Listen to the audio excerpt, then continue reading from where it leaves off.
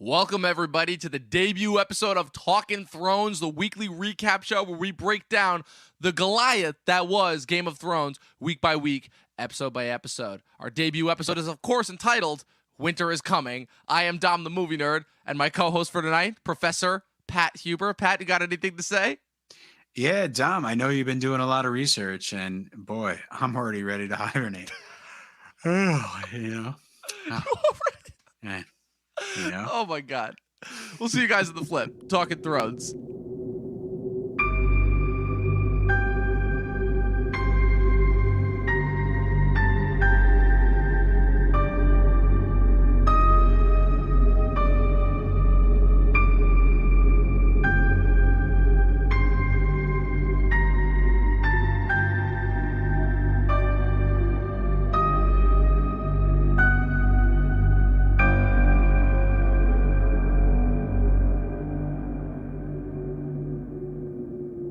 Well, after that introduction, welcome everybody. We're here in the latest slew of kind of talking about old TV shows that were awesome that kind of happened during the pandemic. We are here with our debut episode of Talkin Thrones. Hopefully copyright notwithstanding. Pat, how's it going, man? Oh, it's going great. Like, for the most part, For the most part? well, this past week I did watch the first episode of Game of Thrones. And, let me tell you. Wow, tell us how you really feel before we even actually start to break it down. Yeah, no, it's pretty much as I remembered it. That's all. Take that for what you will, people. So yeah, basically, premise of this show is that, look, I mean, everyone knows we all got burned by the finale 2 years ago, and right now, roughly, we're shaping up to be right around the time, roughly 2 years ago, that god-awful last season debuted. But I wanted to, after, obviously Steve Schreiber and Michael Imperioli are doing the Talkin' Sopranos podcast, and The Ringer did the Way Down to the Hole podcast where they covered every episode of The Wire, and I kind of wanted to get to the next thing before somebody else did, so that's why I decided to reach out to Pat and be like, hey, let's talk about Game of Thrones again, because it's kind of interesting how this show was ultimately the epicenter of kind of like monoculture, water cooler, whatever kind of terminology you want to use as far as like peak TV goes. For roughly 10 years, it was the dominant of the conversation, right? After Breaking Bad kind of ended, right? Game of Thrones officially took over. It kind of pushed every other show to the side, kind of. And then the last season comes out, screws the pooch, and then just disappears. And we're like not talking about it. I mean, obviously, again, we had a whole year with a pandemic where like just no movies, but it's definitely interesting as far as that goes. So I guess like kind of the purpose of this show is going to be to kind of like, obviously in breaking down each episode is just going to kind of be to like figure out like what happened overall, on the road to the finale, and in this premiere, again, we're going to be talking about the episode. We're going to be talking about, kind of the origin of what led to the show's inception. We're going to be talking about the man himself, George R.R. Martin, and we're going to talk about some other cool features as far as we'll talk about a focus character of each episode. We'll talk about some elements of the universe, or as we like to say, as we coined on this show, the gotcha verse. And at the end, we'll take some comments from you guys, the people who are graciously listening. We're already having a ton of comments already, which is I love. Shout out to Eric Thorpe and Joe Chiarulli. But do me a favor, guys. So I know this is going to be difficult. I know, but save the comments and any questions that you have for the end, because we're going to have a little bit of a segment for for that end topic. But Pat, overall, like I guess like to start this off, like I don't know, like break down, like when did you first like notice Game of Thrones? Did you read the books at all? Like what was it that like kind of got you into the show? All right, so for the most part, my story starts when I was, on my deathbed. No, no, I was like, wow, we're already starting. I was basically extremely sick, and I was, visiting, home, and my brother was there, and like I was telling him like, about being in Manhattan and seeing this Game of Thrones, basically. Set up like this giant, iron throne that was in the middle of Columbus Circle. And it was the big promo for the next season two. Season two is coming, so to speak. And he was like, have you even seen Game of Thrones? And I was like, no, not at all. I just seen a giant throne in the middle of this city. And so he was like, well, you're not doing anything. You've basically been sitting on that couch for a couple hours now. Why don't I just throw on the first season? and that was my introduction. So, Interesting. I basically binged the first season when I was, down and out. And like I alluded to, let's just say there was a couple snooze breaks with the first Yep. couple episodes. Yeah.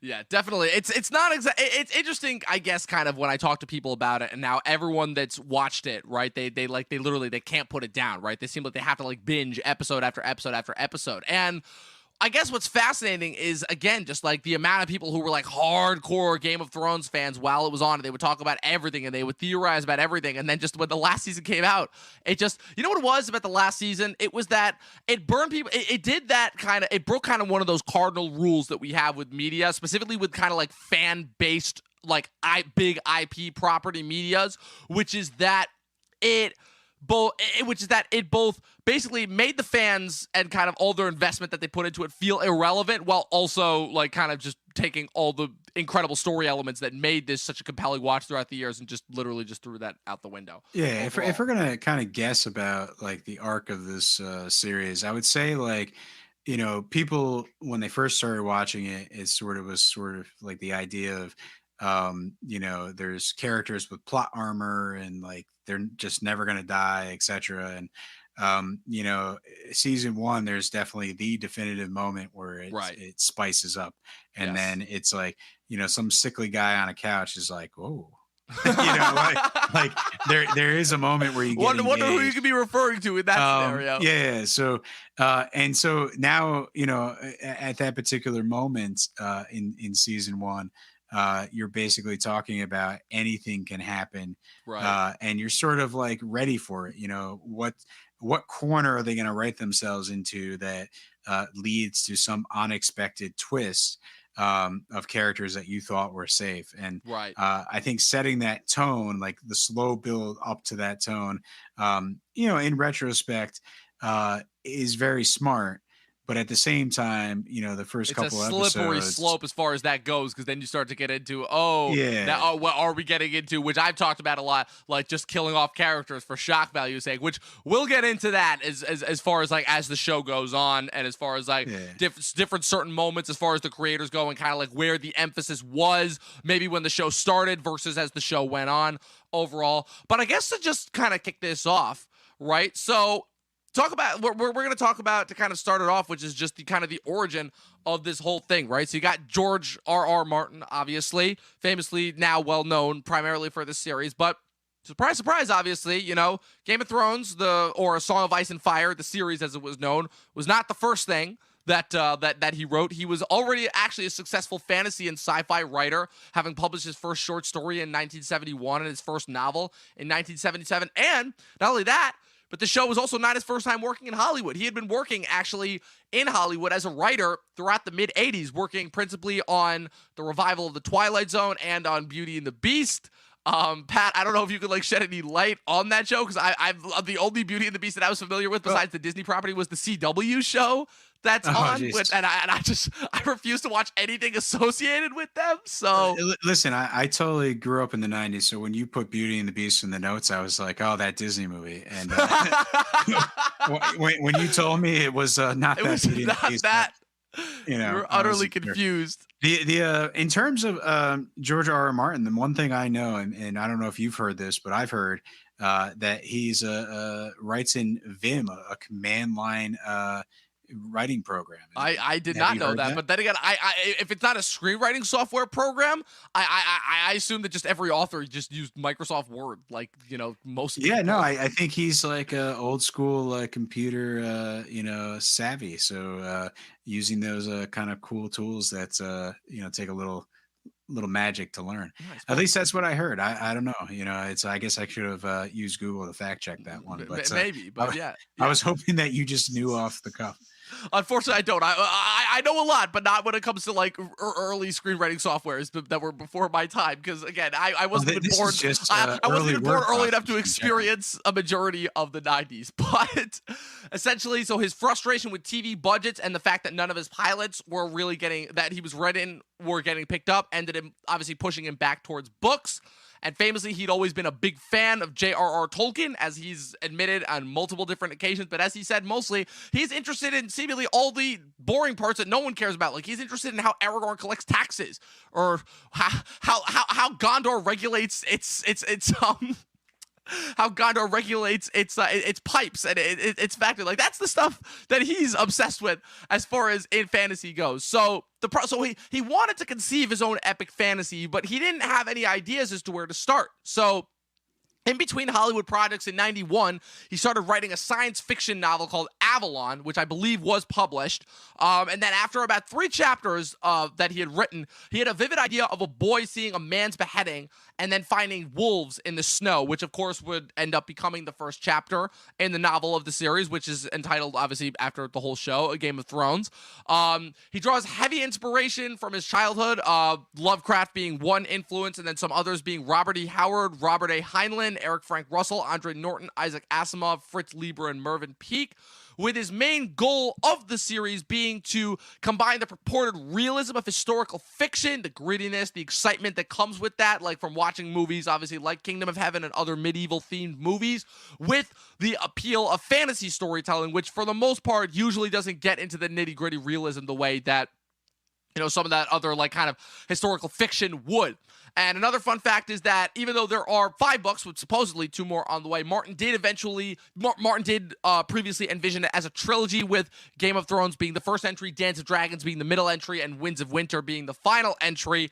And of course, once upon finishing Game of Thrones, he realized that there was simply still too much story to tell before Dance of Dragons, so that of course led to the publishing of the next 3 books, that being Clash of Kings, A Storm of Swords, and A Feast for Crows, before Dance of Dragons was finally released in 2011, concurrently with the first season, and we are still waiting for the Winds of Winter overall. Now, as far as how it gets to HBO, that's a little bit more of an interesting story.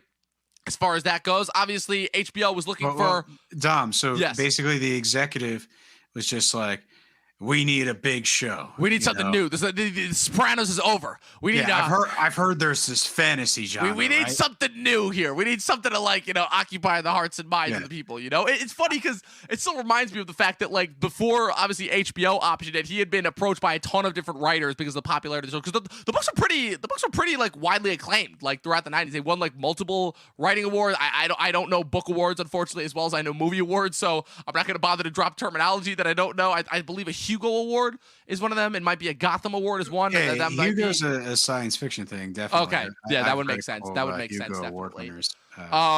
Yeah. So yeah, the books have won multiple awards, obviously. So needless to say, obviously, you know, the movie industry, Hollywood being who they are, wanted to jump on that instantly. Yeah. So get me that book with the beheading, you know, like that was the HBO executive, you know, ready to go. That was Casey Bloys. He was like, yes, get me that. So he had been approached by a couple different writers, like, kind of throughout the years, as far as in order to option it into a movie, and he himself considered his own work to be unfilmable, so he was kind of a little bit pulling a little bit of an Alan Moore there, as far as that goes, being like, my property cannot be filmed. Yeah. I don't like those authors, man. I got one of those, one of my favorite science fiction authors, Peter F. Hamilton. His stuff is great, and it needs to be filmed. Yeah. But anyway. Yeah. I also personally don't subscribe to the belief that, like, and something is unfilmable, because literally, like, guess what? Zack Snyder did Watchmen as a movie. You know, say what you will about it, but like that was what Watchmen was. Like, so it's not unfilmable. You know, it's just I'm just gonna chalk that up to artist pretentiousness. These streaming services, and maybe because of George R. R. Martin and Game of Thrones, they're throwing money left and right at these properties. So any dream is possible. I guess. Yeah. So as far as how the property got to HBO, obviously with the growing popularity of the books throughout the years, HBO optioned the rights to adapt it in 2007. So, and how this leads to it is that in 2006, David Benioff, who himself was a novelist and upcoming screenwriter, also we should mention, sort of a former Goldman Sachs head, so a little bit of nepotism there for you, because that's how Hollywood works, and actually wrote, apparently, did you know this? David Benioff wrote extreme there, a little bit, but did you know that David Benioff actually wrote the novel, The 25th Hour? Is that, like, in relation to the Spike movie? Oh, I don't know. I you know, like I said in the beginning, I was hibernating, so I have to do some research on that, but that would honestly be like really fascinating if that was the case. But it calls up Martin's agent and says, "Hey, I I want to maybe adapt these books. Can you set up a meeting? He shared his enthusiasm with fellow co-author David Weiss, or better known as DB Weiss, and then they pitched HBO on a series. After a 5-hour meeting with Martin in a restaurant in Santa Monica Boulevard, and gained his enthusiasm support by supposedly answering the question, who is Jon Snow's mother? I should also mention, it is a widely known fact that Benioff and Weiss's primary interest in this was the fact of the major shocking event of that being the Red Wedding. More on that later. So, like I mentioned before, the pitch meeting was 5 hours? The meeting with Martin was 5 hours. It did not say how long the pitch meeting actually with Game of Thrones was. Although that would be fascinating though if it was 5 hours, because like, could you imagine that? No, I'm just picturing George R.R. Martin. It's like, okay, I have this fantasy idea. Just think large body count, and then he kind of describes this thing for a couple of hours, and at the end of the 5-hour meeting, the executive is just like, you had me at body count. You had me at body count. You had me at beheadings. You had me at, I'm like, oh my God. You had me at that. Let's go. Like as I said before, Martin had meetings with other screenwriters who wanted to turn his books into a series of movies, but based on his own words, he considered it to be unfilmable. They began development in 2007 with HBO optioning the rights, with Benioff, Weiss, and Martin all acting as producers. The original deal was that each book would encompass a series of 10 episodes, with Martin writing one episode and Benioff and Weiss the rest. Eventually, Jana Spencer and Brian Cogman were added to the writing staff of the first season. The pilot itself wasn't actually ordered until November of 2008. It was shot in 2009. But received poor reception upon a private viewing at HBO headquarters. So, Pat, I guess this is where I'll segue a little bit here. How much do you know about the original Game of Thrones pilot, and as far as like the shooting process? Because it's become a little bit of a known fact within the fan base as far as Game of Thrones. It was originally had a different pilot with like several different cast members, and it was heavily disliked and is heavily reshot and retooled in order to like kind of work out the kinks and such. Like, did you know about this? No, not at all. It's like I said, I came late to the whole Game of Thrones party. If I didn't see that sort of like season 2 display in Columbus Circle and talk to my brother about it, I don't think I would have really jumped on the bandwagon. I don't think it was until like season 3 that I started going over to friends' houses and having like dinner parties centered around the show. So yeah, if I'm remembering correctly, it was season 3. I mean, obviously Blackwater, Ned Stark's death and the Battle of Blackwater got a ton of hype when they came out, but like for me, it was like the kind of the whole it becoming like event viewing. I remember that really started around like season 3 with the Red Wedding, and people were like, "Oh man, where are we going after this?" And it really sucked because that, to me, especially with what came afterward, that might have been like the last like kind of high point where like the quality of the show actually met people's expectations. But yeah, some interesting casting what ifs that almost happened as far as that goes. Originally, Catelyn Stark, Daenerys Targaryen, and Cersei Lannister were played in the original pilot by 3 different people. Catelyn Stark was actually originally portrayed by Jennifer Ale, or as I like to know her, a Meryl Streep doppelganger. Emilia Clarke was originally portrayed by Tamsin Merchant, who I've not seen in anything since. And Cersei Lannister herself was actually originally supposed to be Agent Scully herself, Gillian Anderson. Was originally cast was as the Cersei original Ned Stark Sly Stallone? No, so interestingly enough, as far as the rest of the casting goes, just as far as that goes, so the majority of the cast, obviously, made it through with auditions, right? Some famous ones, obviously, being Mark Addy, Harry as Robert Baratheon, Harry Lloyd as Viserys Targaryen, Jack Gleeson as Joffrey Baratheon, and then Kit Harington as Jon Snow. They were like kind of the standouts as far as the audition process went, and all the other majority of the other cast members were still the same, but the two actors, ironically enough, who never had to audition because they were all the Martin and Benioff and Weiss's original choices for the characters were Peter Dinklage as Tyrion and Sean Bean as Ned. Those were the guys that like Martin originally envisioned as those two characters. Yeah, well, 006 is a great actor, so yeah, definitely. Sean Bean all the way. Sean Bean known for the amount of the amount of times that he famously died throughout Hollywood. So much so that like the last like couple movies that he was in, he surprisingly enough did not die. What's funny though? Actually, there was one movie that I saw recently. It was the movie that the son of David Cronenberg, Brandon Cronenberg, did last year. It was called Possessor, and Sean Bean was in that. And I'm like, ooh, Sean Bean's got this is a sci-fi movie from the son of David Cronenberg. Sean Bean's got to die in this. Like, it's been a while since we've gotten a good Sean Bean death. That, while it's certainly not one of his more memorable deaths, I'll be like, all right, yeah, I'll take it. You know, as far as that went. This might as well be called Game of Spoilers. You're just going ahead and telling everybody. I should probably preface with saying this. Look, Game of Thrones was the most watched show for all of 10 years. So if you're that one guy that like hasn't watched it yet, like just know going in, like this is not like a new like kind of first time reacting. So we will be spoiling the shit out of this show. So like just as far as a kind of a precursor in order to know going in. And any side tangents, you know, will lead to spoilers too. Yes, yes, indeed. So ultimately, if you do not want to get spoiled on much, definitely do not watch. You're already getting some shout outs as far as the GoldenEye reference. As far as James Bond and everything goes. Real quick, so quick side note. What's your favorite Sean Bean death? This notwithstanding. Oh my God. I would have to watch a supercut to decide. How many times? You know what's like really interesting? He's literally died so many times and is so good at it that apparently he was brought on as Liam Neeson's like dying coach for the scene where Liam Neeson has to die at the end of the Phantom Menace, which I mean, I don't know how well that worked considering the fact that he literally does like one more flip even when he dies in that. Like the prequels were just known for the amount of flips that were in them. But oh man, Sean Bean, we're already taking shots at him before this even goes. But yeah, so fun fact as far as the budgets for this go, so the pilot obviously was famously reshot and retooled, and obviously those three parts that I mentioned before were obviously eventually recast with Michelle Fairley, Emilia Clarke, and Lena Headey. Michelle Fairley obviously would only be around for the first 3 seasons, but Emilia Clarke and Lena Headey would be series mainstays up until the final season. It's still insane to me as like how each episode and each season kind of the budget increases much, because they started off the pilot the pilot itself only cost HBO like 5 to 10 million, which obviously again is a lot of money, you know, by like normal people standards, but like as far as production budget standards, that was like a lot back in the day. The first season is budgeted at roughly 50 to 60 million, and in comparison to later seasons, the 6th season, obviously, which famously contained Battle of the Bastards and Winds of Winter, cost roughly 10 million per episode. And then with the final season was budgeted at roughly 15 million per episode overall. So yeah, a lot of money. Obviously, most of that going towards visual effects work, specifically with how visual effects heavy those last couple seasons got. Like obviously, again, the dragons looked awesome in that last season, much to the chagrin of the storytelling itself.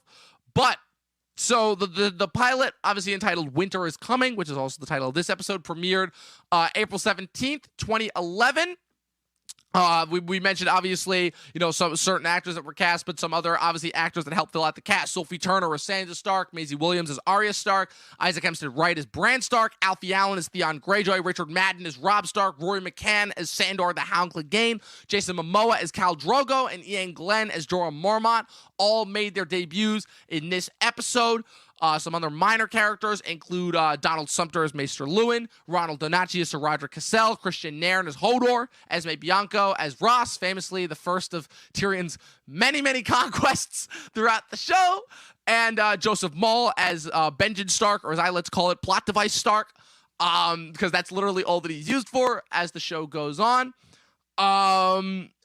So you mentioned Jason Momoa. Yes. Is this sort of the thing that cemented his popularity? Because I know he was doing a lot of different shows. Like there was this one I was watching. I forgot the name of it. I think it was like Frontiersman or something. Yeah, like Frontier, that like, show that he's on Apple. The Hudson Bay Trading Company or whatever. Yeah, that's the one. Pretty interesting show. Like he clearly stood out.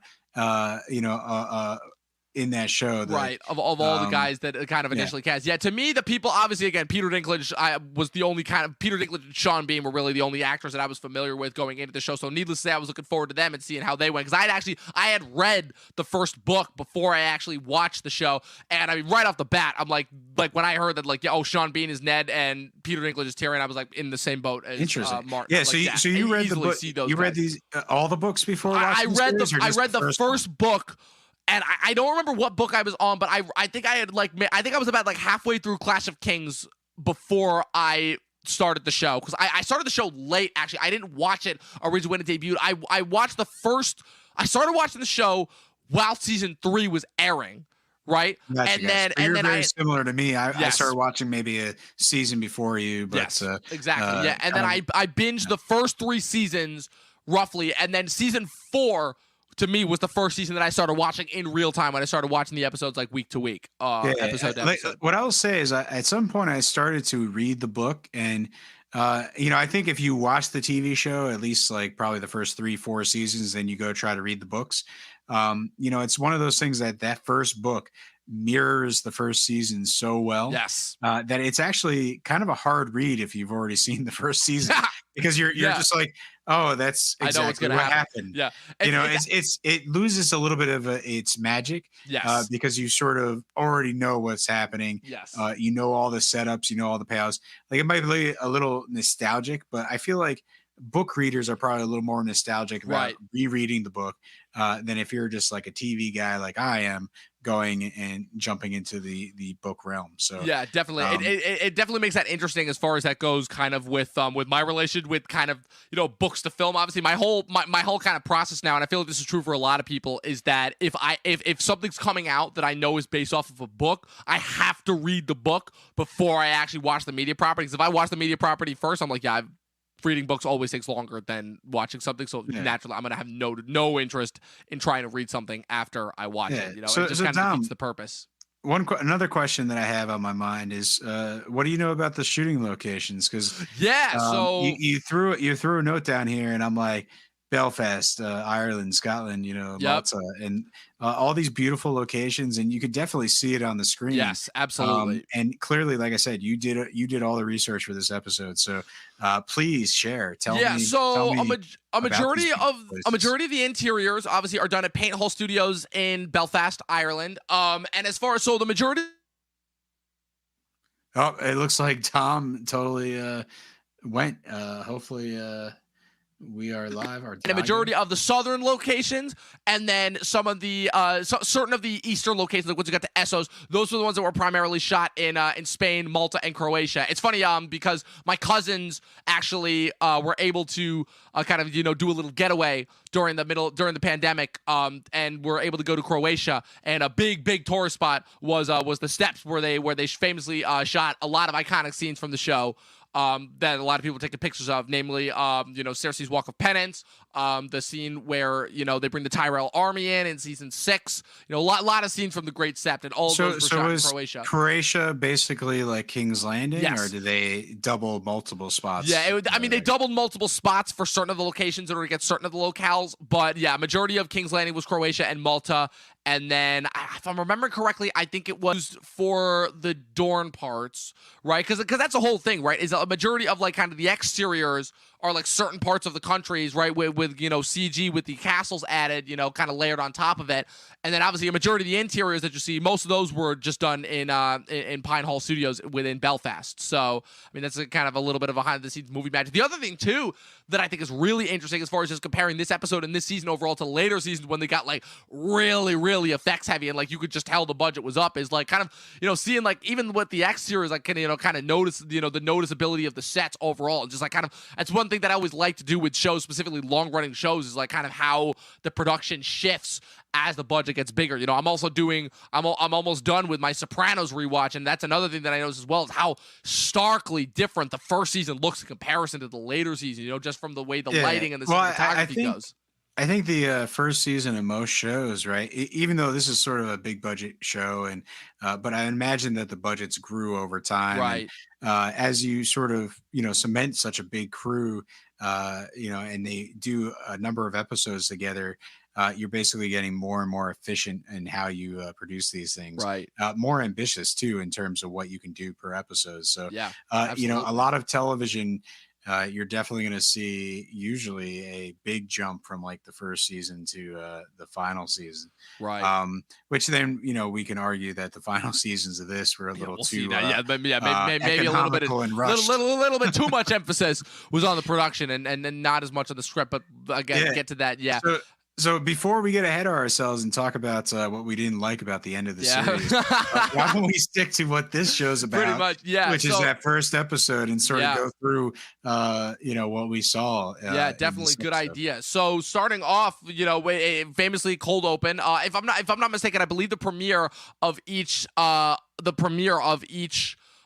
season ends up starting off with these cold opens, which I was famously I was actually really didn't keep track of as far as that went, but it's definitely interesting, to kind of keep track of as far as when time goes on. But you have that iconic introduction scene where we aren't actually introduced to any of the main characters, which of course is pulled right from the prologue of the first book of Game of Thrones, which is the 3 Night's Watch members. Again, book readers, famous book readers who are interested in every little tidbit and detail will know those 3 Night's Watch members as Sir Waymar Royce, Gareth, and Will, traveling north of the Wall in order to inspect a potential wildling encampment, and ultimately end up discovering that they have all been slaughtered brutally before, unfortunately, discovering that the wildlings have been brought back to life, seemingly, and were first introduced to what would ultimately become the ultimate end-all be-all threat of the show, which is, of course, the White Walkers, these white kind of ancient beings that can bring people back from the dead. Again, they're not quite zombies. They're more so the necromancers that eventually turn the bodies into, the zombies. That's why, as far as differentiating, the White Walkers, they're the ones that bring people back to dead. And then the Whites are the reanimated corpses. Yeah, I think, it's really smart to start the show off with here's the fantasy element, at least one of the fantasy elements, because no matter where you go from, killer zombies, there's going to be these elements in the show. What I will say about this opening, wasn't there a little bit of a flashback for him finding the bodies and then him arriving with his Night's Watch members? It was sort of a strangely edited sequence. Yeah.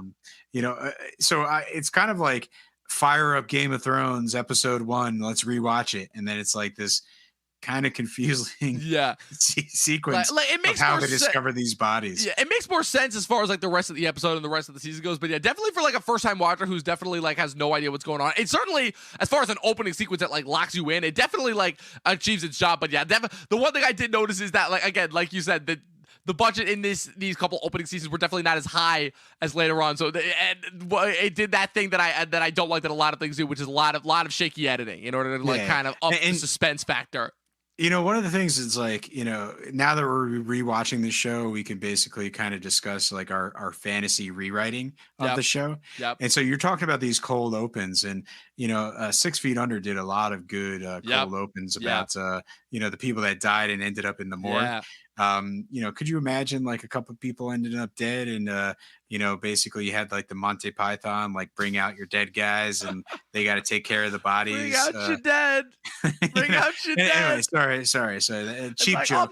I'm not dead. Yes, you are. I'm actually feeling quite. You're sick. He's doing terrible. He'll be dead soon. I'm actually feeling much better. No, don't. I'll go on for days. I'll go on for days on a Monty Python rant. Other than the cheap joke, Tom, the iconic thing that did actually lasted is that animated intro, right? Yes, the animated. Showing us all the locations that are going to take place in each episode. Yes, absolutely. The famous animated intro that kind of introduces you to the geography of how Westeros and Essos match up, showing us the primary locations. Obviously, more would be added as the show goes on, but for that, at least that primary location, we have King's Landing, we have Winterfell, we have the Wall, and we have Pentos of the Free Cities later on, which we see, which is one of the 9 free cities, which we'll get into. So then after that, we have the introduction to Winterfell, obviously the home of the Starks, kind of the capital de facto of the North. We meet the Stark family, Ned Stark, his wife Catelyn, and his 5 main children, and then his 1 bastard son, that being Robb, Sansa, Arya. So based on this sequence, Tom, I know I'm going to cut you off, but it's fine. In terms of this sequence, I just got to know, who was your favorite Stark? Okay. Who was it? You got to pick one. Who was it in this intro? So are you talking just specifically for this sequence, or are you talking just overall? Who had the best introduction? And don't say Sansa and her No, knitting, not that. you Not know, because not I the don't know knitting if that was because that as that exciting. establishes Arya more than anything else. And like we'll get into like Benioff and Weiss's like weird obsession with Maisie Williams as time goes on. But I mean, Jon obviously was a big standout. Bran obviously was a standout, but that was mostly just because I kind of knew what was coming as far as what was going to happen with him. Robb was always a character that I never really cared about that much. Theon is almost like kind of like a blink or you'll miss it character in this opening sequence. It's kind of interesting to me, just like again, like for how big of a character Theon becomes with how Yeah, with time goes on. I would say Theon basically and Jon Snow have this little butting heads Yeah, throughout this sequence. right. Rob is sort of just there, Yeah. he's like the older brother, and he's sort Right, of he's like the old, kind of told the that. maternal, Yeah, responsible older brother. He seems like obviously he's the eldest. He seems like the most likely to succeed.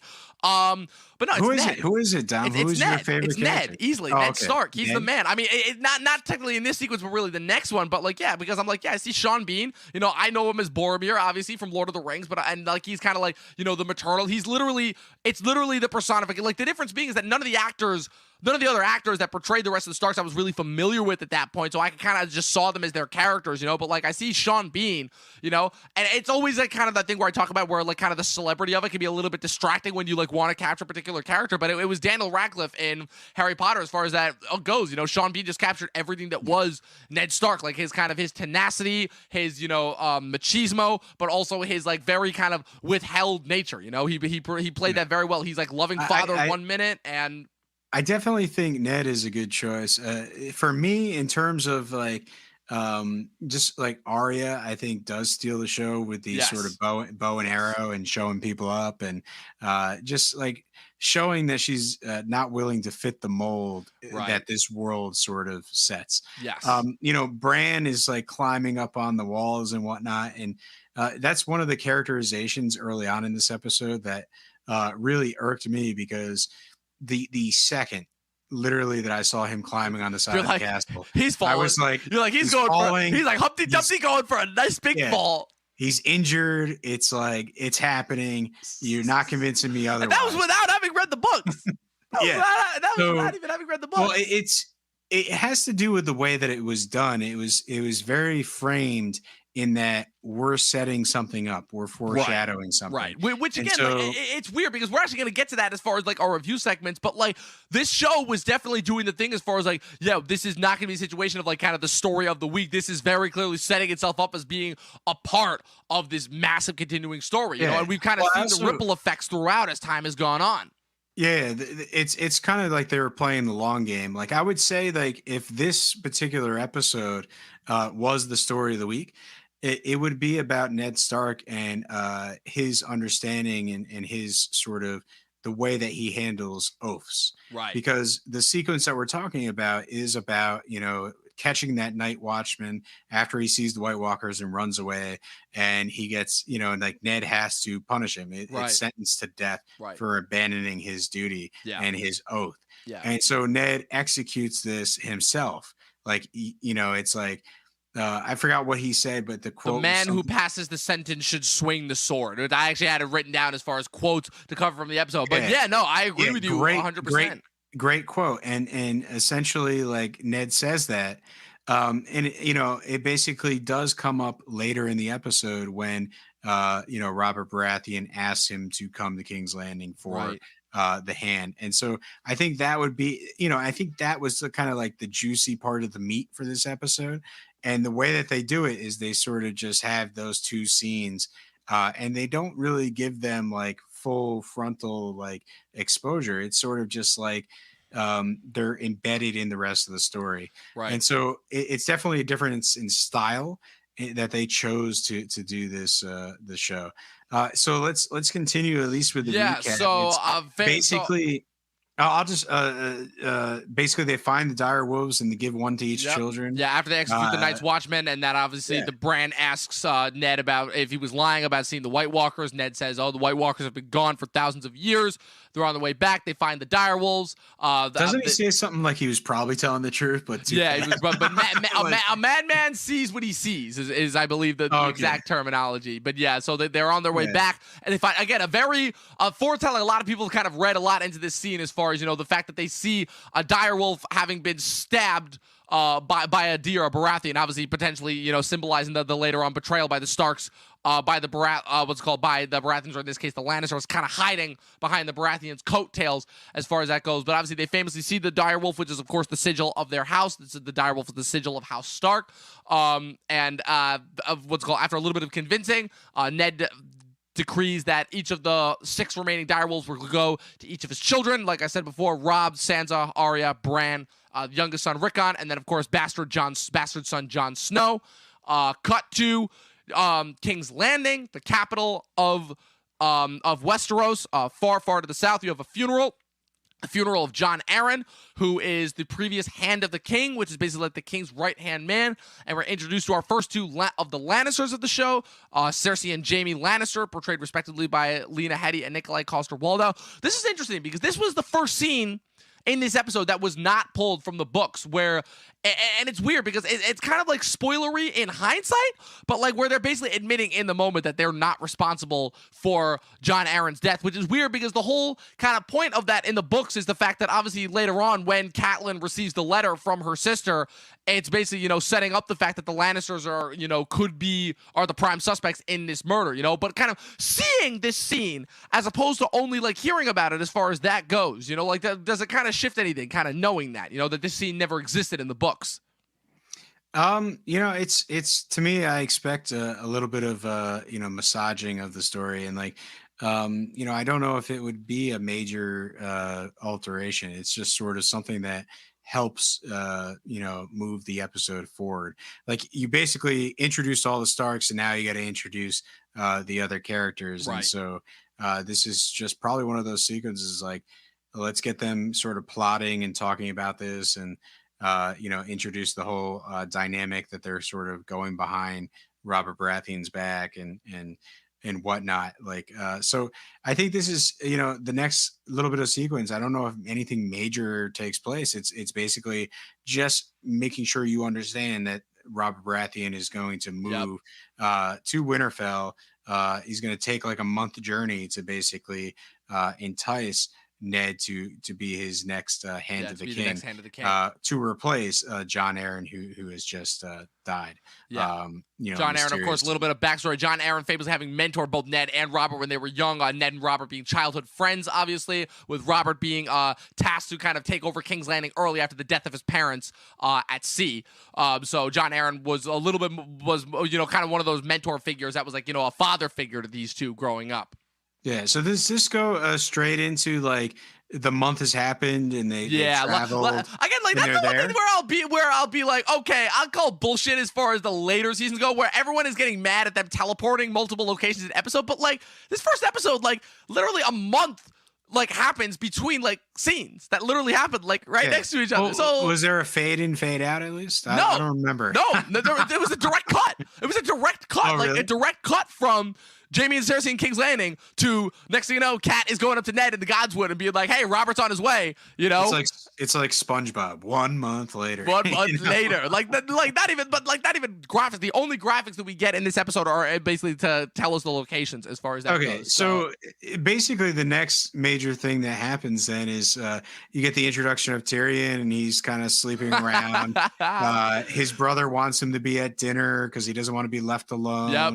Oh, Tyrion's introduction is the best. I know, obviously, it would never fly in today's standards. Obviously, the introduction of Ross, just the one opening shot of him getting the blowjob, and I'm like, wow, okay, the way to introduce this guy. Well, welcome to HBO, right? Yeah, true. True.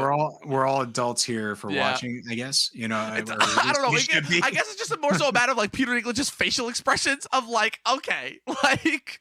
It's like set your parental controls if you have little ones in the house, Most definitely. So yeah, the no Tyrion checkbox, anything that he would do, you're not instantly already establishing him as like, this is a guy that you're going to want to watch. Like, cause he's already like kind of the most, don't get me wrong. Like they've already, I think, done a pretty good job of like establishing all the characters at this point, but like already like having they're like, keep your eye on this guy. Cause this guy is going to be important, at least for the next couple seasons. Cause I know it's important. The last thing with this whole visit, or at least the first part of the visit, is they do visit Lyanna's grave. Yes. So, like, why don't you just Yeah, so basically fill it's us in on they that? arrive in King's Landing. Robert, of course, has this big joke. Obviously, famously, the scene, I don't know if you ever noticed this, but later on it was pointed out that every single Stark that Robert actually physically makes contact with in this scene would eventually end up dying. That, of course, being Ned, Catelyn, Robb, and Rickon, with the other 4 Starks that he did not touch, that being Jon, Sansa, Arya, and Bran, surviving throughout the majority of the shows. That was just an interesting little tidbit that the internet has, of course, picked up on throughout the years. But yeah, so Robert and Ned famously head to Winterfell's famous crypts, which is where they bury their dead. They go to Ned's sister Lyanna's grave, who was unfortunately died during the War of the Five Kings, which famously was what allowed Robert Baratheon to become king after the in order to succeed the almost 1,000-year Targaryen dynasty that was there before him. And Robert, of course, makes his official proclamation to Ned to be his hand of the king. And while at Lyanna's grave, Lyanna, of course, Ned's sister, was originally engaged to Robert Baratheon prior to her death. And he says, what's it called?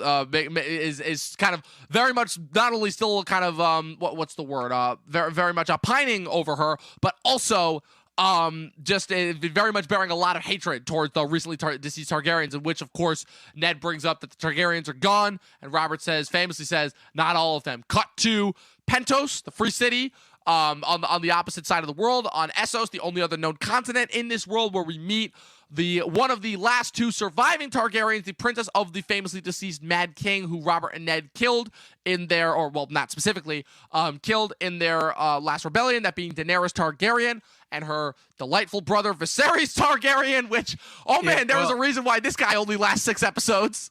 Yeah, Viserys, this opening episode scene, if I remember, it's kind of like the bathhouse scene. Yep. Between siblings. Yeah. It's just like so uncomfortable. What on so many different levels. This guy he's just like, I'm gonna sell you. Yeah, and in the most visceral way possible. It's like, I mean, I don't want to question like the writing motives, like as far as like, showing that like, yeah, these 2 have been through hell, and now she's like kind of got to go through more hell before she can see like any semblance of normalcy again. But I will give Martin credit for this as far as like, showing that like, yeah, when somebody like conquers something and like earns a title, like they really have to earn it. So like, I think he does a very good job as far as like establishing the difference there, like kind of between somebody like Daenerys, who is very, very timid and like not at all the Daenerys that we would come to know as the show went on, versus someone like Viserys, who again, it's got a little bit of that Stockholm thing where even though Viserys is very clearly like one of just the worst people on the planet as far as that goes, just with his initial treatment of her, like they kind of depend on each other because they're literally the last 2. Their brother is dead, their dad's dead, their mom's dead. I think this is the main part of their, Daenerys' story, is that her brother was clinging on to the idea that they had the power and they deserved the power, that they were privileged to the power. And essentially, Viserys basically just made a huge miscalculation that you can't throw around your weight when you have no weight to throw around. You have no weight to throw around, which he clearly did not. And so basically, that's a couple more episodes from now. But for the most part, this whole sequence that takes place in Essos is going to be the whole, meeting of Khal Drogo, Jason Momoa, and, showing basically, his sister Daenerys to him, and the one free city guy, basically Magister Illyrio Mopakis. Okay, yeah, the Magister. So he basically, is saying, well, no response is the best response, or whatever. And so I believe the exact wordage is that, trust me, if he wasn't pleased by her, we would know. Yeah, so assuming that, I guess she'd be dead. I don't know. I don't want to know. Like, from what I've heard about the Dothraki, is that what's best is left kind of to the imagination overall. But I guess it's also weird that like you're in these cities and you're just like, oh, there's the massive horde out there. Why don't you flag them down for a marriage proposal?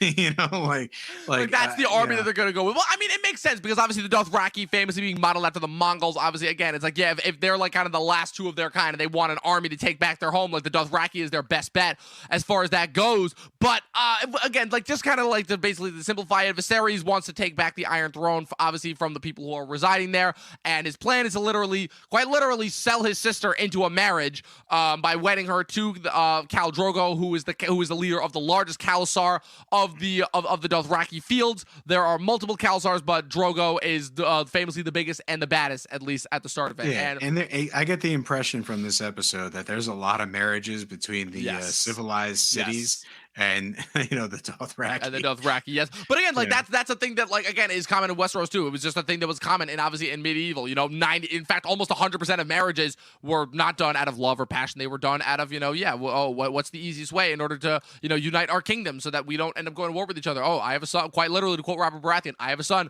you have a daughter, let's join our houses. Oh, do they actually know each other? Or do they actually have any time to spend with each other? Nope. Who cares? And that's basically how things were done back in the day. Yeah, I don't know. It's one of the things is it's very interesting that, you have these differing, social structures set up that are living in sort of bounce. But the interesting thing about Daenerys and Essos throughout the whole entire series is that it almost seems like, a civilization of the season. Like she jumps from one civilization to the next to the next. So you don't get too much of kind of introducing us to different elements of the world as we go on. Yeah. But, so basically, the rest of this storyline is kind of intercut back in back and forth, right? I guess up next, it's Tyrion is sort of talks with Jon Snow. Yes. He offends him, by basically calling him a bastard. And, but then they kind of have a little bit of a meeting in the minds as far as kind of both recognizing their kind of individual stance in their families, right? Jon is looked down upon and not really recognized as a full Stark by Cat. And Tyrion, obviously famously well known as the most hated Lannister sibling by their father, who we have yet to meet, Tywin Lannister. And again, leaves me with two of my absolute favorite quotes. Again, two of the most famous quotes of the show that both come from this show. The first one being, let me give you some advice, bastard. Never forget what you are. The rest of the world will not. Wear it like armor. That way it can never be used against you. And then afterwards, after his response, when Jon asks him, what does he know about being a bastard? Tyrion responds by saying, all dwarves are bastards in their father's eyes. And the whole armor thing, that really kind of spoke to me personally, just as somebody who I'll be the first to admit has experienced a lot of bullying in his life and has kind of been teased and ostracized for being different or not really satisfying the status quo. I feel like that's something that a majority of people who just podcast on the internet can kind of relate to as far as that goes. But at the time period, I think it was a freshman or sophomore in high school, that meant a lot, hearing that from someone obviously, again, Peter Dinklage being the badass that he is, he is, a little person, so he is obviously, definitely dealt with his fair share of probably ridicule throughout his life. So there was definitely kind of something really refreshing that comes from that statement. It's one of the reasons why I kind of gravitate towards that phrase more than any others. Yeah, I definitely agree with you. It's one of those things where you're like, oh yeah, that's a great line. It's true. It shows. You can identify to it. It's one of those things where it's you need to wear it as an armor for sure. If you've ever been in one of those situations, Yeah. I kind of want to. I know there's a lot that still happens in this episode, right? But the majority of the rest of the episode is mostly just cutting back and forth between Daenerys' wedding and the party that's in Winterfell that's kind of happening. Literally. And so the major thing with the wedding is we meet Ser Jorah. Yes. Who basically is going to be a major figure in Daenerys' life, and basically he's clearly on a mission to make sure that she has books, that she has luxuries, right? That she kind of learns about, It's really interesting, kind of how the seeds are sown as far as her. Yeah, if she will eventually inherit Westeros, she needs to learn about the country and she needs to be familiar with the people. Kind of already planting the seeds as far as what she's going to need to know as far as the rest of her journey goes. Yeah, but it's clear that he's going to be an ally, even though she's going to descend down the rabbit hole of being a bride of a Dothraki. So, right. Which basically, the first wedding night is not exactly what I would say easy for her. Basically, it's it just he has his way. Yeah, with the bride. the first scene. I'll just say that like that scene made me uncomfortable when I read it the first time. It made me uncomfortable when I watched it the first time. It made me uncomfortable when I watched it the second time. It made me uncomfortable when I watched it the third time.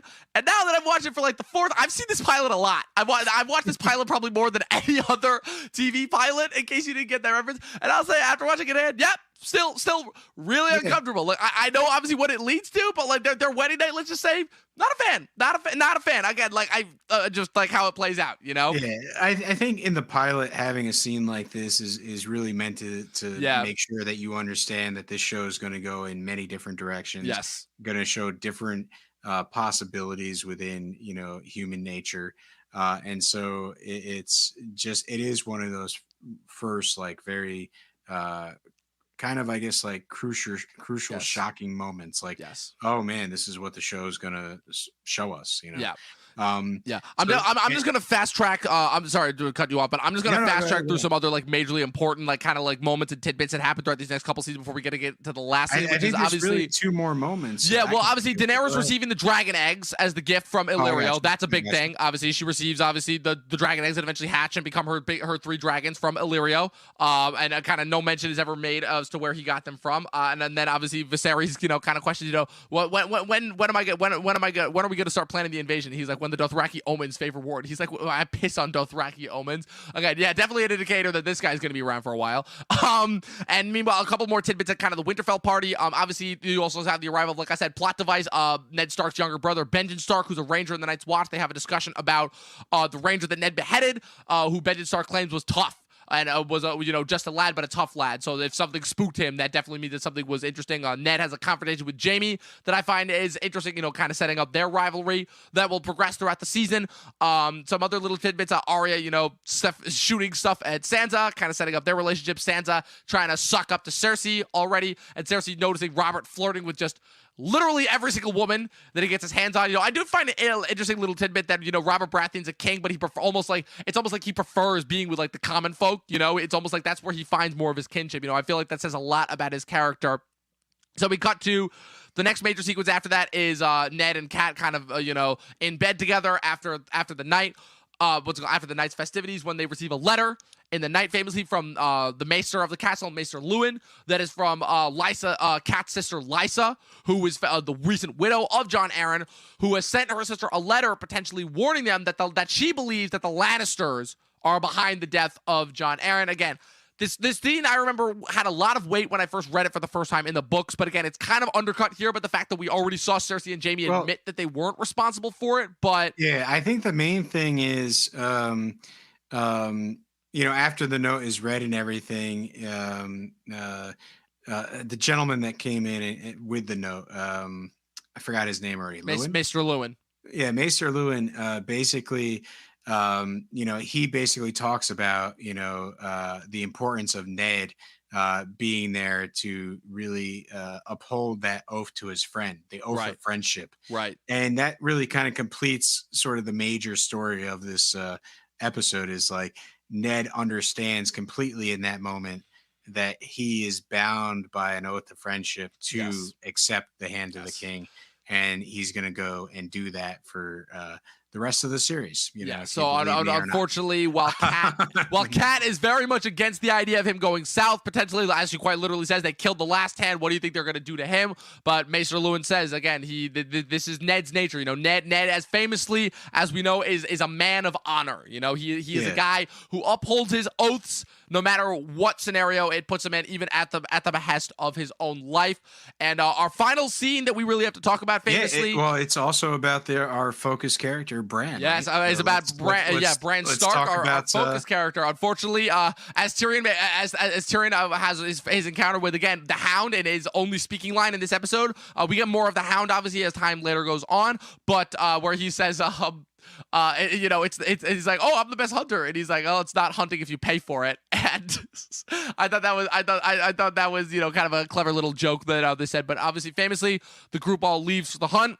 Bran has his infamous little climb, and of course, he stumbles upon, again, the first of many incest relationships that we'll see. Jaime and Cersei just going at it, just bare bone, doggy doesn't he style. stumble like, upon some like on the nose dialogue too? Like, a little bit. They're just like, we're gonna kill him. Yeah, You know, pretty much. He's like, they're literally like something like that. Like that was the whole thing, right? Is the fact that like in the books they actually are like discussing like having the discussion about Jon Arryn, and obviously before when they're having sex, and then famously Jaime catches Bran. And he's like, Cersei's just going on. He's like, he saw us. Obviously, Jaime does a little look-see around, making sure no one else is there aside for the direwolf. And he's like, I heard you the first time. And then he looks up back, and he's like, how old are you? And he's like, 10. He's like, wow, yeah, it's impressive how much of a climber you are. Then, of course, famously turns to Cersei and is like, the last iconic quote that I've written down, the things that I do for love, and pushes him right out the window. And the last shot that we see is his little body, from the back, like as he goes up on whatever like soundstage green screen he's on before he hits the ground. And that is the end of our first episode primarily. And that brings us into our focus character segment. Obviously talking about, again, he's the first major character. Because you wanted to talk about sort of some of the lore that's going on, definitely, in terms of this character. So just give us a quick rundown of what lore we should understand about Bran. Yeah, certainly. So just like going forward, this is what should be in the right. Yeah. So as far as the minds. focus character, so Bran is the first focus character that we're introduced to after the prologue in A Game of Thrones. The two focus chapters that are on him is the first chapter where that leads from the execution of the Night's Watchmen to them finding the direwolves, and then the last sequence, which is him obviously stumbling upon Cersei and Jaime and falling out the end of the window. Obviously, again, this was a very famous scene, shocking scene that really latched you in to the rest of the series overall. But Bran, obviously the second youngest of the Stark children, the only younger one being Rickon Stark, has a little bit of an interesting situation because even though he's our focus character, he is kind of out of commission for the first half of the season, and then when he comes back and wakes up, doesn't really have that much. He's kind of known, obviously, as being paralyzed because famously the fall does paralyze him.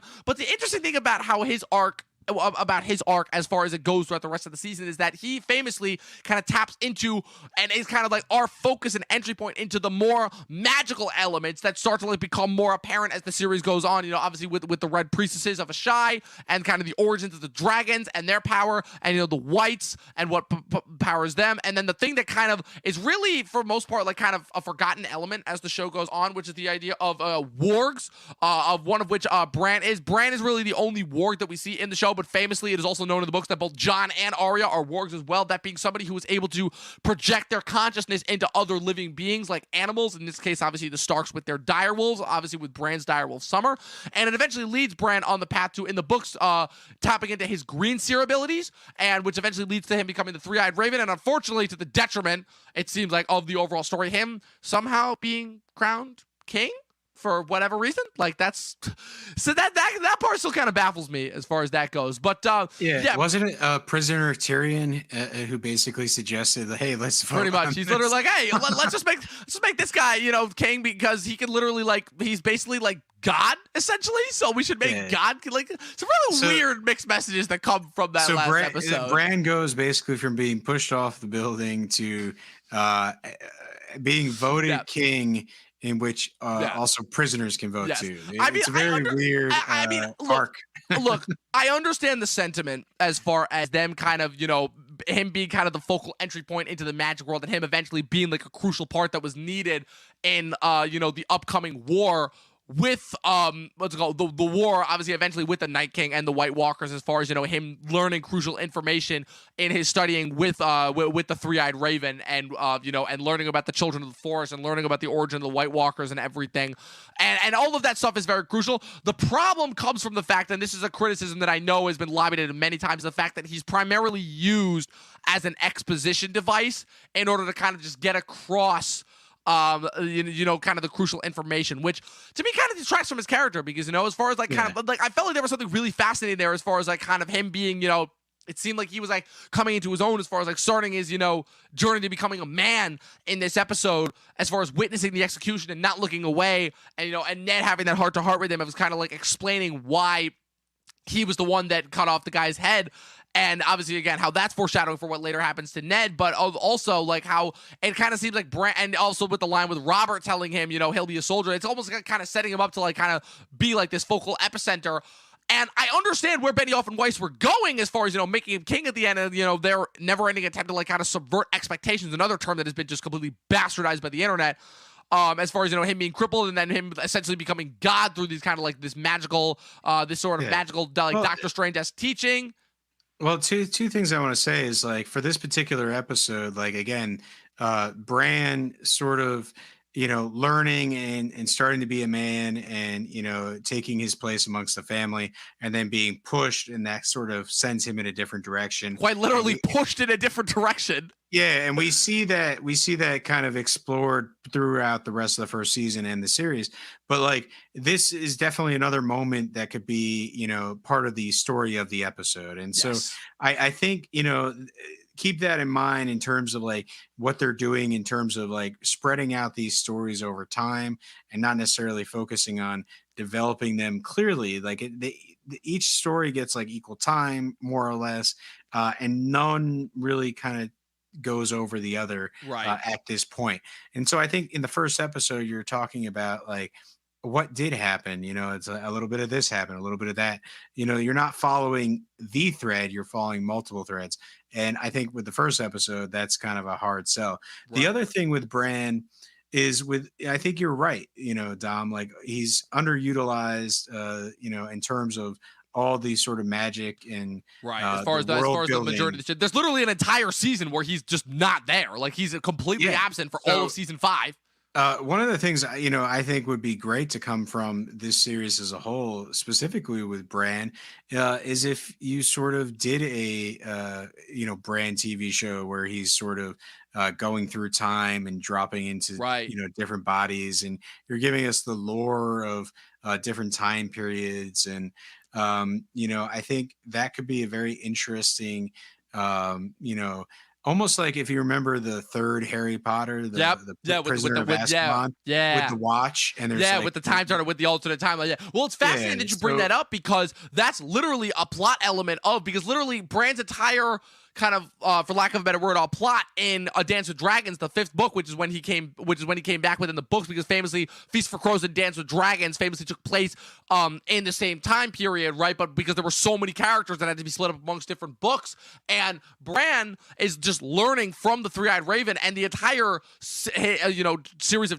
sequence of chapters that he does is literally doing exactly that, which is just kind of plopping around, going and learning about like different past and presents, and communicating with different characters across different time periods. There's even one instance where he communicates with Theon, and in a way almost helps restore Theon's personality from Reek to Theon when Theon's going through his little Reek phase, obviously. And we sort of touch on that in season 6, as far as like kind of how that's utilized, as far as with the reveal of Jon's parentage and everything. But ultimately, I feel like it's all for naught as far as how it's utilized within the show.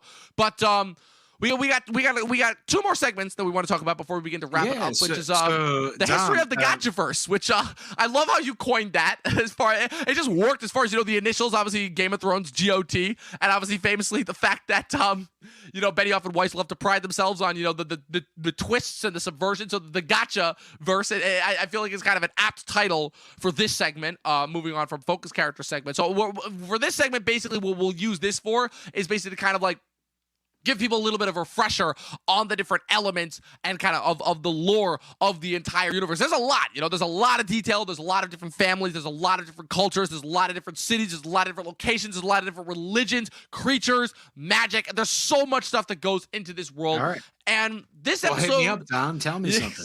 Tell me one of these things. So the focus of the Gotchaverse today is the origin of the Starks, the Stark family in general, and where they reside. They reside in Winterfell, obviously, which again, like I said, is the capital of the North. The North is one of 7 different, 7, technically 8 regions, with how you count like the Riverlands versus the Westerlands throughout Westeros. The other ones. So you got the North, the Crownlands, the Westerlands, the Riverlands, the Eyrie, Dorne, the Stormlands, and the Reach. Those are and the Iron Islands, which is kind of like the little bastards, which is kind of like the little that weird uncle that nobody likes having around at family gatherings. as far as the Iron Islands go. Well, I mean, that's how Westeros kind of treats them. House Stark of Winterfell are descendants of the first men, who there were 3 different mass migrations from Essos to Westeros. The first of them being the first men, later followed up by the Andals and the Rhoynar before the Targaryen invasion. They were the first to arrive in Westeros, and they famously brought with them the religion of the old gods. So that being rather than the 7 gods that is kind of like the more like kind of widely accepted religion that is mostly taken up by the Southerners. The Northerners worship the old gods, which they're like the pilgrims in this story. Essentially, yes. Like where basically where you'll see the old gods, that's where basically all the weird trees with the faces carved into them, right? Not much is known about the lineage of the old gods as far as that goes, but basically they're also worshipped kind of by obviously the children of the forest, who were the original inhabitants of Westeros. They were initially founded by Bran the Builder, who was all said to have who was said to have fought against the White Walkers initially during the Age of Heroes, and was said to have taken part in the construction of initially Winterfell and the Wall, as well as having ties to constructions of castles like Storm's End and Hightower. Yeah, and he's busy, and he doesn't even have a Google Calendar. Yeah, like he's just doing it. Yeah. Obviously, famously, the Wall being the kind of the 9,000 foot tall ice structure that separates the realms of men from the north, and everything that goes on above that. That is famously manned by the Night's Watch, which is kind of like this Ranger-esque, brotherhood that is kind of separate from kind of all the royal families of Westeros. They protect Westeros from the wildlings and other things of such from the north. Now, tell me that wasn't Bran the Builder's idea for the Night's Watch. You cannot. Well, it definitely feels like with it. Any woman. Definitely. Yeah, right. It's you are not allowed to lay with a woman. You don't take no wives. You don't father no children. It's like eyes beyond the wall. That's it. Yes, that's it. Fight beyond eyes the wall. north, and that's it, pretty much. Yeah. So the Starks rule actually as kings in the north, famously, until the coming of Aegon the Conqueror. The last king in the north was famously Torrhen Stark, who became known as the king who knelt until Robb Stark was crowned king in the north during the War of the Five Kings. As I said, despite the influence of the 7 that was brought by the Andals later on, it's weird because the way that it ended up breaking up, right? Certain of the other northern families that we become introduced to as time goes on are descended from the Andals, but a majority of the Northerners are still descended from the first men, the Starks being one of them. I believe that the Boltons, are descended from the Andals. The Mormonts are the Andals. The Karstarks are the Karstarks, and the Umbers, I know for a fact, are descendants of the first men. And then those are really the only other Northerners that really matter as far as the rest of this goes.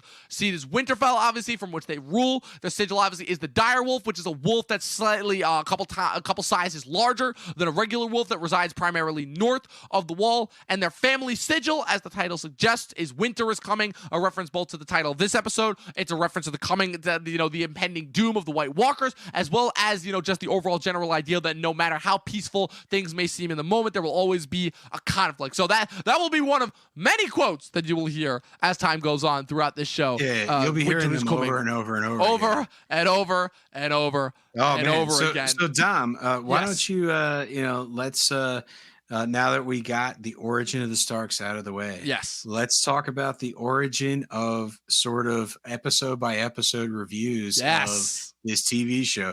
So I sent you over a link for avclub.com and basically this article from April 18th, 2011 from Emily Todd Vanderwerf. And we'll throw this basically in the description at some point.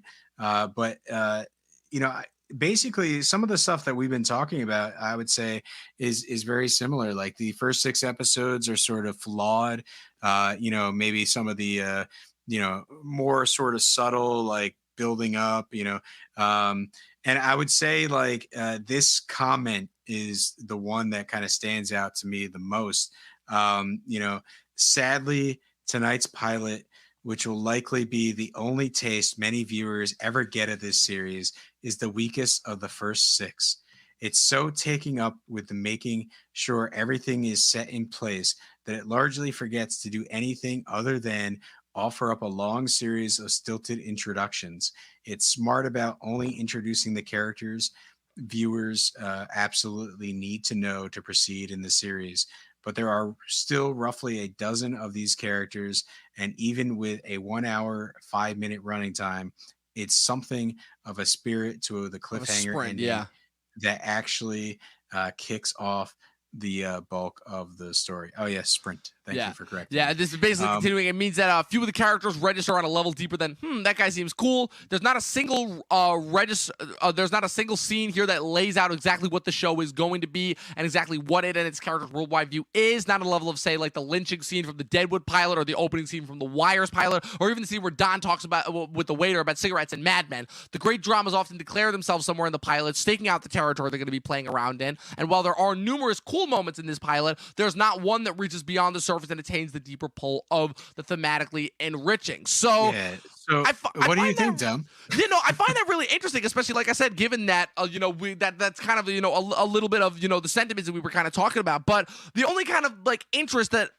as I said before, that I find is kind of, again, the difference between kind of the people who read the books versus didn't read the books. Because as far as the approach that HBO took to this pilot, and by default the show in this season as a greater whole, is the idea of not necessarily making this kind of like the story of the week, which obviously they've done in such great fashion before, which again, even the great dramas were still doing to some sense, right? The whole thing of there was still that like that micro story, that beginning, middle, and end of each episode that would eventually build into the next one right up until the pilot. But this one really doesn't, this show ultimately really doesn't do that. Like, this show really was, I feel, the first of its kind, as far as like this is establishing something that is going to be a part of the whole. And if you really want to get to know these guys more and more, you will have to tune in. We've heard that described about other shows before, but this to me was really the first one that did it, as far as that went. I feel like the only other one that you could...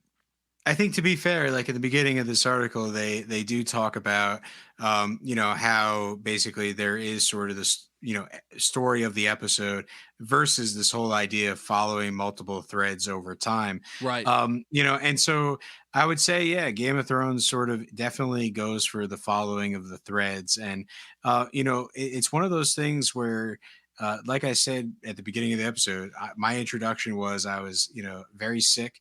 I was on the couch. My brother was like, why don't we binge watch this? And, when you're sick and you're binge watching, what seems to be slow episode after slow episode after slow episode, you're about to tap out and be like, okay, let's watch something else, put something else on. Yeah. But there is that shoe that drops in this season. And that's when you sort of get this magical, well, they're showing us everything, but it's for the long game, the long-term payoff. And so, I think it's one of those things where, if you initially, see this pilot episode and you have to write an article like the next, day to have published, and you're basically saying like, it didn't give me any thrills. I tend to agree. Like, there's not that many thrills in this episode. I think once you start looking for things and you start talking about the connections and linking the connections, you could start having conversations with other people that have seen this episode. And those conversations are really, I think, what kind of brings up the hype of the show. Yeah. Because people are, what's going to happen next? I think this is going to happen. I think that's going to happen. And everybody is sort of thinking about, trying to think 3 moves ahead with how the show is going to present itself and how the show is going to continue. And, I think that's part of the joy that becomes Game of Thrones. Yeah, it's definitely kind of a part of the experience. It's definitely kind of, to me, what leads to this show becoming kind of the epicenter of monoculture, kind of that water cooler moment, Joe, that we've talked about a lot at different points throughout the show. Ultimately, is the fact that, again, they have the confidence instilled both kind of in their writers and in their audience that this is going to be a show, ultimately, that people are going to want to come back to, and that this is going to be a show that, despite kind of, maybe some lingering threads that maybe don't necessarily, result in the most fulfilled character experiences, you're still going to want to come back because the ultimate mystery of it all and what results of it ultimately, keeps suckering you in. And that's something that we're going to continue to break down more as we get into each season, as that continues to build and build, and kind of maybe how that ultimately, in a weird way, did end up almost like kind of contributing to it shooting itself in the foot, particularly with those last couple seasons. So before we get out of here, though, Pat, I did want to throw to our audience. What I would like to say is, like I said, we're going to put that article link in the description. Yes. Take a look at it, read it. If you, disagree, agree, agree, whatever with what I said, Dom said, or the article, like throw it in the comments so we can sort of write you back. And then yeah, let's wrap this up, man. Like Yeah, let's get some you know, comments in here. So Eric Thorpe has been a big contributor throughout this whole thing, saying best pilot ever. I think so. He also asked, wait, you don't even like season 1, Pat? He didn't actually say that. He didn't actually say that. That's the one thing I will say. I started seeing like a S1, and I thought for a second it was that's Sports usually what they mean when they say right. I'm sorry. I misread it. That's funny. That's like that's really funny. For today, my comments are over here, so I'm like looking back and forth. You're like looking back and forth. You're like, what? Oh, don't you just love when that happens? Yeah, Joe Cerulli, hashtag release the Jordan. Can we stop? Can we stop with the cuts, please? I'm sick of it. I'm sick to death of it. All right. A lot of stuff. He would take the money. Lot of season 8 stuff overall. Samidi Yamasin commented, said he liked it. I'm glad that you did. Jay Manley commented, Game of Thrones was the best thing to happen to HBO since The Wire. I'll agree, although I definitely think that Deadwood and a couple of the other shows that happened between then were very slept upon. Well, The Wire was really good. I think Treme was another good show. Yes, Treme was one that came.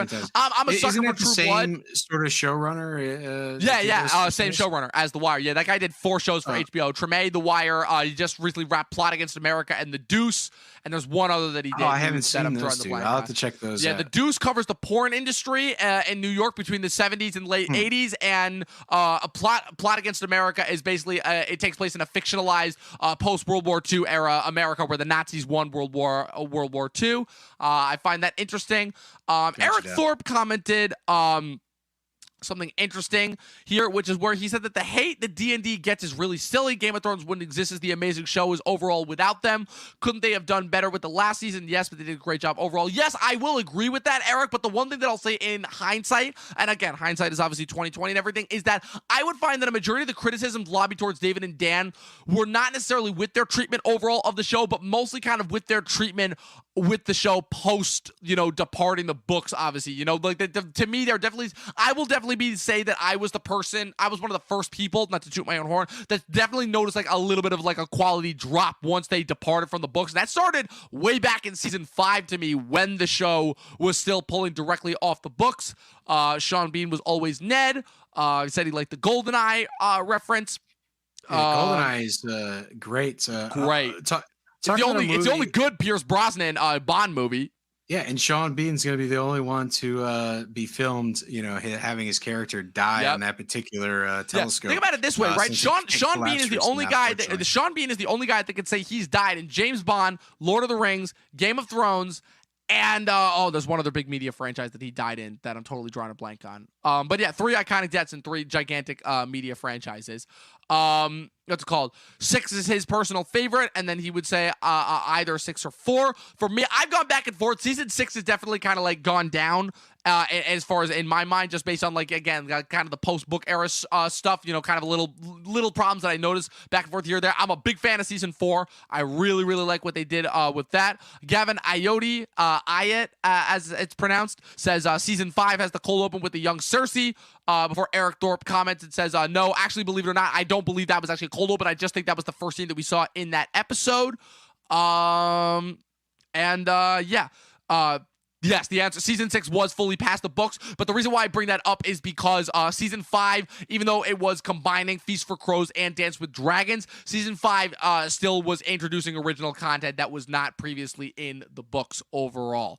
So those are a majority of our comments overall, and before we get out of here, the only thing that I wanted to leave you guys with is that Pat and I, as we continue to cover this show throughout the next, obviously, couple weeks, and obviously for the rest of this year, obviously, as we continue past season 1 and into the future seasons, is that we will be keeping a death counter. We'll make a graphic for that as time goes on. A little death counter of the amount of people who and beings who die per episode. Let's explain how this came about. Yes. So I basically rewatched the first episode, and a couple days later, Dom and I were having a conversation. I was like, Dom, like one person died in this episode, and right? I'm like, there were 4 people that died in this episode. Yeah. So he was like, "Were you even paying attention?" And I was like, "Yeah, I think so." And, totally, yeah. Then Dom just rattles them off. It's like the guy in the woods at the beginning, and like, oh, I guess extra number 1. So his name was Gareth. Remember, Justice for Gareth. So basically, I can't really, I guess, count. So basically, the whole idea is whatever our final death count is next week after watching episode 2. Try to guess what it is. Throw it in the comments, Yes. and see who comes closest to it. But just realize, like, we're going to be looking at the screen where anybody that is literally dead on camera, or as Yes. I like to say, if they're bleeding, they might as well be dead. Yep. We're just going to count them. So Yes. try to guess what our final death count is. And we'll we're be not gonna counting. scientifically. And even though it's going to be difficult because of the amount of off-screen character kills that happen throughout this show, and there are a lot, we will still be counting those as well. So Stannis Baratheon, Brendan the Blackfish Tully do actually still count, even though their deaths were off-screen. So as far as the death count in this episode, we have 4 deaths. We have the 3 Night's Watchmen in the beginning, that being against Sir Waymar Royce, Will, and Gareth. Sir Waymar Royce being executed off-screen, Gareth having his head chopped off by the first White Walker that we're introduced to, Will being the Night's Watchman that's executed by Ned south of the Wall, and then famously Jon Arryn, who, while we don't see him die on screen, we see his body and the aftermath of his funeral with that weird thing that the Silent Sisters do, where they put the rocks with the eyes on his eyes. Technically, he's a body, right? Yes, he is technically a body.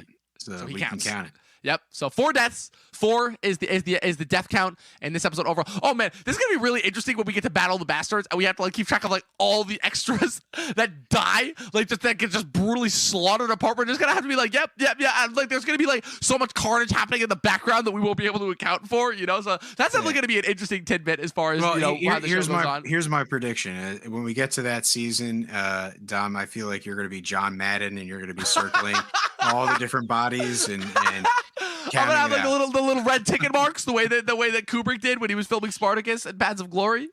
That's funny. But maybe you have a giant abacus on your wall and you're just throwing the bodies on there. I don't know. Anything's possible.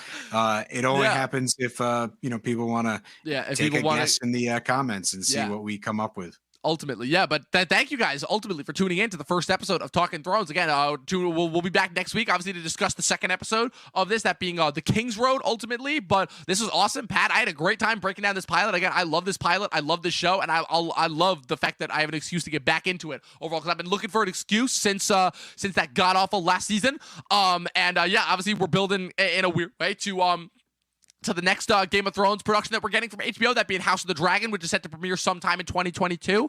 So this is like kind of a little bit of a subtle build. Is this sort of like a, Enter the Dragon? There's going to be some more martial arts. I was waiting. I was waiting for either an Enter the Dragon or a Double Dragon reference. I knew it was going to be one of those two, but I don't know. I'll take some martial arts in the Game of Thrones world. Oh man, Game of Thrones and martial arts, man. That what a mix that would be. But ultimately, again, thanks to all the commenters who tuned in for this first stream. Again, there's going to be so many more, and hopefully we're gonna be able to see so many more people in the comments as we go on and continue to discuss this show overall.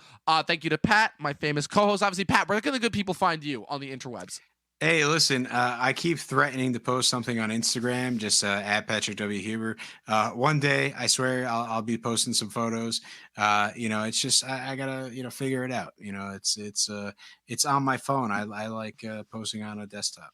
But it is indeed. You can find me on Facebook and Instagram at Movie Nerd Reviews for my personal, and you can follow us, everything that's going on the Talkin TV channel at Talkin TV Podcast on Facebook and Instagram. If you subscribe to this video and click the bell next to it, you can get notified of every time we put up new content. Just this week, we've got our Kim's Convenience wrap-up podcast that we're going with live tomorrow morning at 11 a.m., so you guys are not going to want to miss that. We've got a little bit of a May 4th special, May the 4th special for Star Wars Day, coming to you guys this week on Tuesday. This Wednesday will be the debut of our Fast and Furious first time watch series, where Chris and I watch the Fast and the Furious for the first time and we break it down. And this coming Friday, we've got something special coming to you guys in order to kind of let's say hold the tide down until the next big Marvel show. But until that time, subscribe to the Talkin TV channel, stay up to date on everything that we've got going on. 12 seasons and a short film, and as always, people, watch for myself and Pat, watch more fucking movies. We'll see you guys next time. Watch more game, man. Watch Game of Thrones. We'll see you guys next time.